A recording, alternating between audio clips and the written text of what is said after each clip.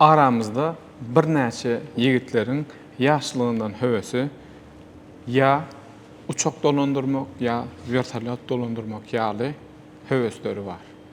Edil bu arzuny amala aşyrmak üçin ilkinji etmeli zatlary dogry saýlaw, dogry ädim etmeli. Ýagny meniň durmuşymda da hut şeýle bolup geçdi.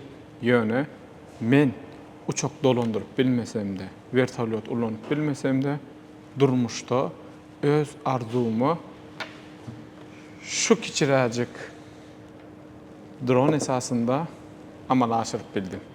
Ýagny İstanbul'un merkezinde yerleşen İstanbul Gelişim Üniversitesi'nin uçak dolandırış, yani uçak yönetim fakültetinde bilim alayan yaşların praktika geçen angarına geldik.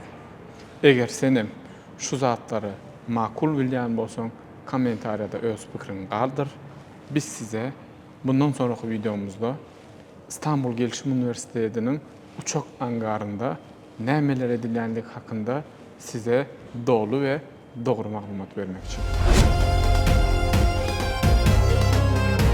Alazine Consulting.